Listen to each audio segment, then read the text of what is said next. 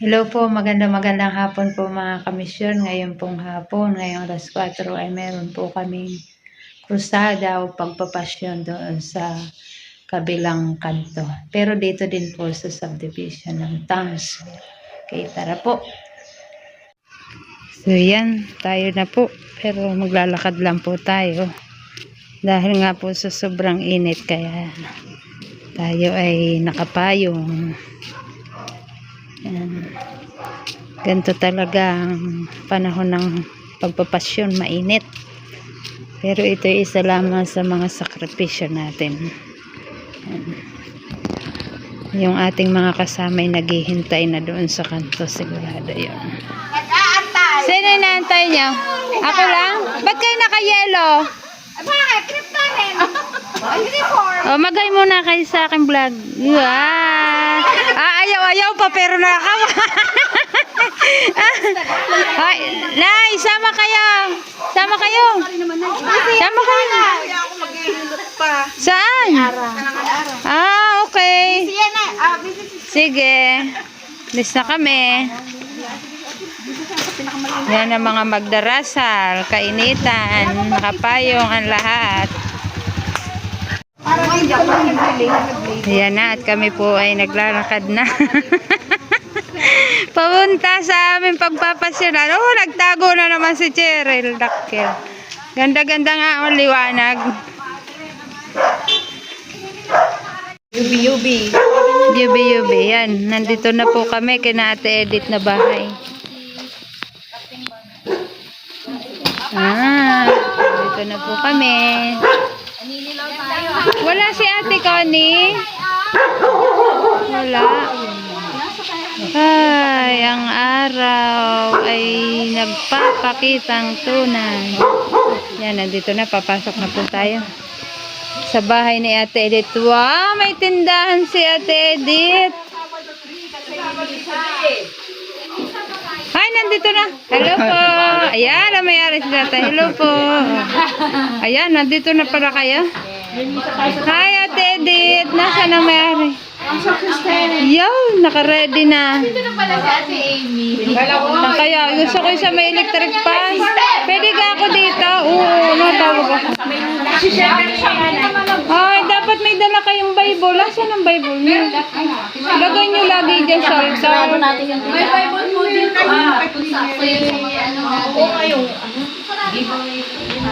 Tutok yan. Yan, ito po ang may-ari ng bahay. Ito mo na, sabi mo. Nailor din naman eh. Yan, nandito na po kami, magkukrusada na. Pero bago yung pasyon, yung awit, ay nagro-rosary muna tayo. Babasa ng gospel, mag-sharing, bago ang pagpapasyon. Sasaling ko yung dalawa ni Sir. Start na tayo. Si Ate Edith po ang magdadasal na rosaryo. Nasaan guide natin?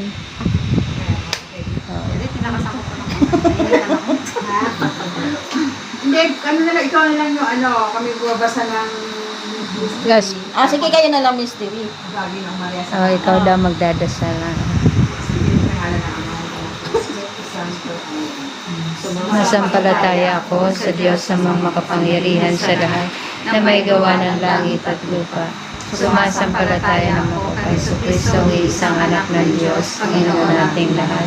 Nagkatawang tao siya, lala na Espiritu Santo. Pinanganak ni Santa Maria Belen. Pinagpakasakit ni Poncio Pilato. Ipinako sa krus na matay ni Libing. Nanawag sa kinaroroonan ng mga imaw. Na may 3 araw na buhay na maguli. Umakyat sa langit, nalululog sa kanan ng Diyos sa mga makapangyarihan sa lahat.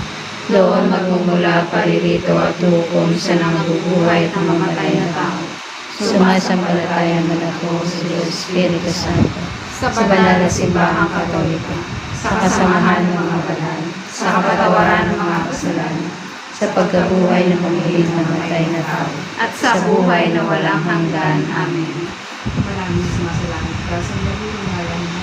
Papasamin ang pangyarihan mo, sundin ang loob mo, at sa lupa parang sa langit. Bigyan mo kami ngayon ng aming kakanin sa araw-araw, at patawarin mo kami sa aming mga sala, para ng pagpapatawad namin sa nagkakasala sa amin. At huwag mo kaming ipahintulot sa tukso at iadya mo kami sa lahat ng masama. Amen. Mabaginoong Maria, napupuno ka ng grasya, ang Panginoong Diyos ay sumasa iyo. Bukod kang pinagpala sa babaeng lahat at pinagpala naman ang iyong anak na si Jesus. Santa Maria, Ina ng Diyos, ipanalangin mo kaming makasalanan ngayon at kung kami mamamatay. Amen. Mabaginoong Maria, napupuno ka ng grasya, ang Panginoong Diyos ay sumasa iyo. Bukod kang pinagpala sa babaeng lahat at pinagpala naman ang iyong anak na si Jesus. Santa Maria, Ina ng Diyos, ipanalangin mo kaming makasalanan ngayon at kung kami mamamatay. Amen. Mabaginoong Maria, napupuno ka ng grasya, ang Panginoong Diyos ay sumasa iyo. Bukod kang pinagpala sa babaeng lahat at pinagpala naman ang iyong anak na si Jesus. Santa Maria, Ina ng Diyos, ipanalangin mo kaming makasalanan ngayon at kung kami mamamatay. Amen. Luwalhati sa Ama, sa Anak at sa Espiritu Santo. Kapara ng sa una ngayon at magpasawalang hanggan. Amen. Ang limang misteryo ng liwanag, ang unang misteryo, ang pagliliwanag kay Jesus sa Jordan. Mamalanin sa kasalamit kasambahin ang ngalan mo. Mapasanin ang kaharian mo, sundin ang loob mo dito sa lupa para lang sa langit. Bigyan mo kami ngayon ng aming kakanin sa araw-araw at patawarin mo kami sa aming mga sala para ng pagpapatawad namin sa nagkakasala sa amin. At huwag mo kami ipahintulot sa tukso at iadya mo kami sa lahat ng masama. Ginoong Maria, napupuno ka ng grasya. Ang Panginoon Diyos ay sumasayo. Bukod kang pinagpala sa babaeng lahat, pinagpala naman ang anak na si Jesus. Santa Maria, Ina ng Diyos, ipanalangin mo kaming makasalanan ngayon at kung kami mamamatay. Unyo, ang pagpapakasakit ng iyong anak, ang kamatayan bunga ng minanang kasalanan, pinasantutan ng lahat. Alalahanin niyo sa inyong awa at pagmamahal. Kaming inyong pinito ngayon upang magnilay at sa pagpapakasakit ng iyong bugtong na anak at ang sa iyong paglingat.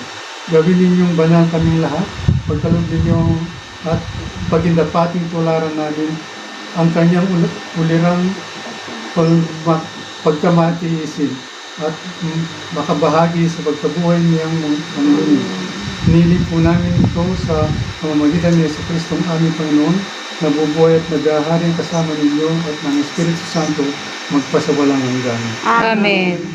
Pagbasa mula sa Ebanghelyo ni San Lucas. Papuri sa iyo, Panginoon. Sinabi pa niya sa kanila, ang anak ng tao ay dapat magdanas ng matinding hirap. Itatakwil siya ng mga pinuno ng bayan, ng mga punong pari, at ng mga tagapagturo ng kautusan. Siya ay papapatay nila, ngunit sa ikatlong araw ay muli siyang bubuhayin ng Diyos. At sinabi niya sa kanilang lahat, ang sinumang nagnanais sumunod sa akin, ay kinakailangan itakwil niya ang kanyang sarili. Pasanin araw-araw ang kanyang krus, at sumunod sa akin. Ang naghahangad na magligtas ng kanyang buhay, ay mawawala nito. Ngunit ang mawawala ng kanyang buhay alang-alang sa akin, ay magkakamit nito. Ano nga ang mapapala ng tao, makamtan man niya ang buong daigdig, kung ang mapapahamak naman ay ang kanyang sarili. Kapag ako at ang aking mga salita ay ikakahiyanin naman, ikakahiya rin siya ng anak ng tao, pagparito niya na taglay ang kanyang karangalan at ang karangalan ng Ama at ng mga banal na anghel. Sinasabi ko sa inyo ang totoo. May ilan sa inyo rito hindi mamamatay hanggat hindi nila nakikitang naghahari ang Diyos. Ang mabuting balita ng ating Panginoon. Pinupuri ka namin, Panginoong Jesucristo. Ang sinungaling, ano't hindi ka kumain nitong bunga at kumitin. Sinagot ni Ebang kambing, iyan ay bawal sa amin. Ang Diyos na pong mahal siya sa amin nagbawal. At kung kami ay sumuway, kumain ng bungang iyan, baka kami ay mamatay. Dugo ng palamara ay hindi gayon aniya, kaya bawal itong bunga. Baka kayo ay mapara at matulad sa kaniya. Gayong wika'y nang marinig ni Ebang mahinang isip, naniwala ng maakit sa sabing ipinagsulit niyong demonyong malupit. Tinanga ni si Eva, bunga ng kahoy na sala. Kumain na kapag daka, sa kaniya rinalampang ang sinta niyang asawa. Kinakain niyang tunay ang esposong kaibigan sa malaking alang-alang,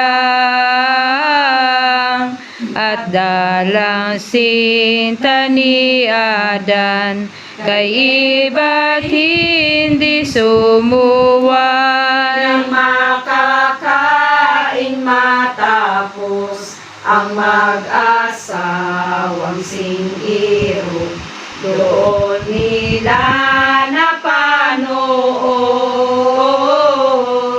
at nakilalang ibubos salang nagawa sa Diyos. Nga napagmasdan ang lagay nila at asal, ano pa nganit sinidlan ng takot at kahiyan, pangambang di ano lamang. At silang nagsikuha niyong dahon na higera, tinakpan ka pagkaraka ang mga katawan nila, iyang walang makapara. Malaking kagalitan ng Diyos sa poong mahal, na naog na dinaliban, at sa kapinangusapan ang ama nating si Sa Adan. katakutan at hiya ni Adan sa pagkalisya, siya ay nagtagong pusa, di maisilay ang mukha sa Panginoong dakila. Nanak Diyos Ama, ano bagat sumuway ka sa akin di tumalima, kinainin yung talaga ang aking kawal na bunga. Na kay Adan ay masabi, ay sumagot ng gayari, Diyos ko aniya kasi, mujer cuando destemene, dedetme naog na suka, kirobing sakdal ng dilag, isang espada ang hawak, nagbabagat nagniningas, daig ang mabisang kidlat. Agad ipinagtabuyan, yaon si Eva at si Adan, at sila ay pinapanaw, pinalis pinaluwal sa paraisong pintuan. To'y pinantay ang kambing, iyong mahal na kerubin. Sino may di papasukin, lupang yao'y inilihim ng Diyos na po natin. Nang si Adan at si Eva manaw sa lupang maganda, agad nilang nakilala pagod, gutom at pangamba, hirap na walang kapara. Dahil doon sa pagsuway, agad silang binawian ng grasya at ilang bagay. Pinawinam at pinaram ang hustisya orihinal. Yun na mga anak nila, parang nangahawa, niyong wikang ibinadya, orihinal bagang sala, mana kay Adat kay Eva. Tayo ba't hindi maisip, pangamba at madlang sakit, narating nila't nasapit, nang umanaw at umalis doon sa lupang marikit. Kung kanilang makita doon at maalaala ang una nilang ginhawa, hapis lumbay sabihin pa ng kanilang kaluluwa. Ang nagawang kamalian, laking katampalasan, dahil doon sa pagsuway, kanilang pinagsisihan, tinangisang gabit araw.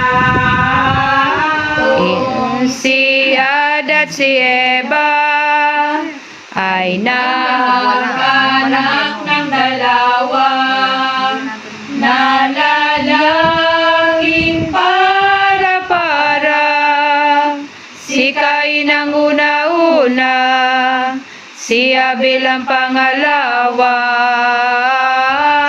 Sinabi na matinuran na sila'y panggagalingan, iyong sasakop sa tanan, papawin ang kabagsikan ng demonyong kampalasan. No, pati itong dalawa, anak ni Adat ni Eva, pawanag sisitalima sa utos at madlang pita ng kanilang amatina.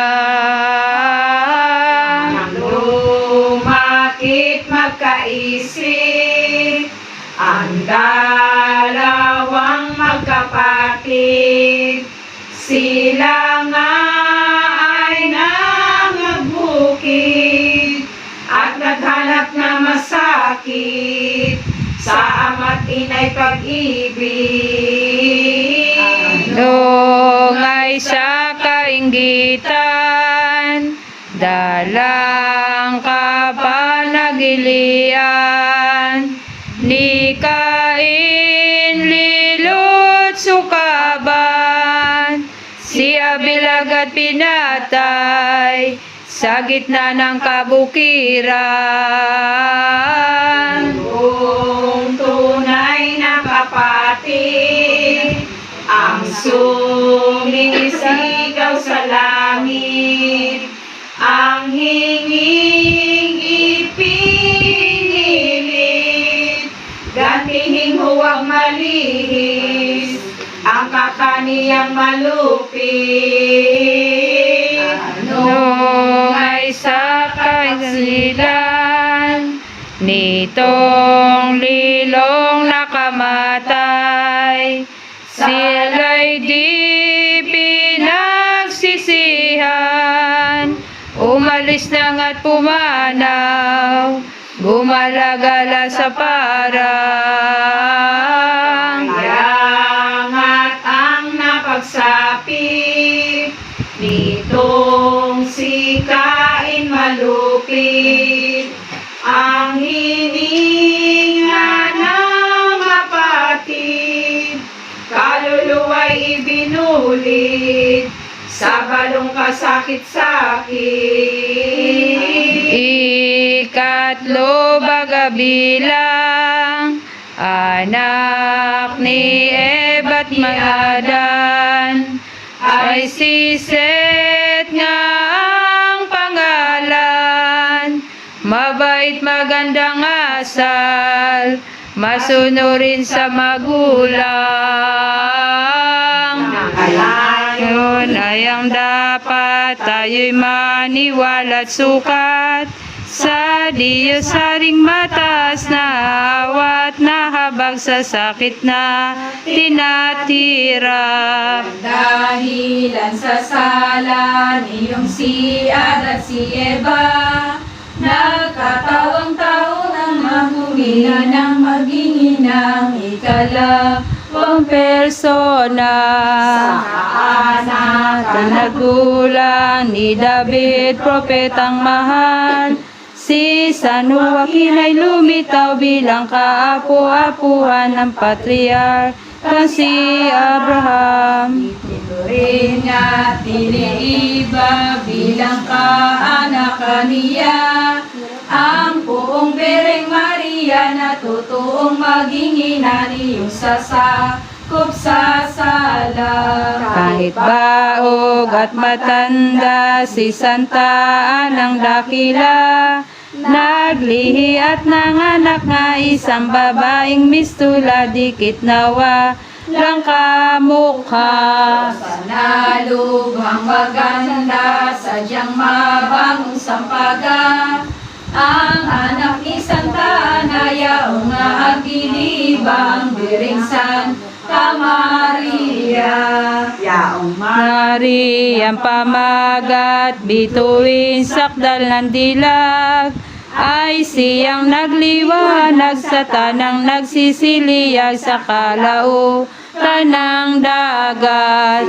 rin at Diliiba yaong Bireng preserbada, sa orihinal na salaman ang nating lahat na sa kayadan at kay Eva.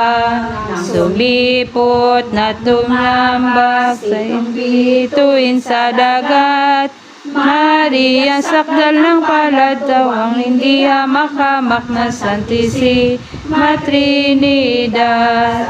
Ganap ang totoo at araw ay mahusto, ng panganganak na ito agad dinala sa templo si Mariang masaklolo. inialay, inihandog at inihain sa Diyos. Itong anak nilang irog tuway di matapos-tapos ng kanilang puso't loob. Di pa naman nagaganap 3 taong bagang edad. Namber hinang mapalad sa templo at tinayambad naman at inang liyag. Sabihin ang Katuwaan iyong katipunang mahal.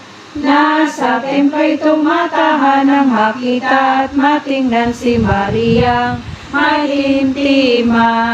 Maialay sa Diyos sa kolehiyo'y ipinasok. Inalila at kinupkopya ang batang maalindog at puspos babang loob. Siya inaralan ng tahi at habi naman at sukat na katampaman ukol sa kaniyang asal na malinis at timtiman. Iyon ang gawa lamang manalangin gabit araw.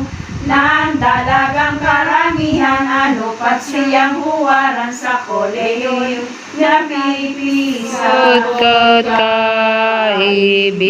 kaibigan, dito ko ipakikita, dapat na maging asawa.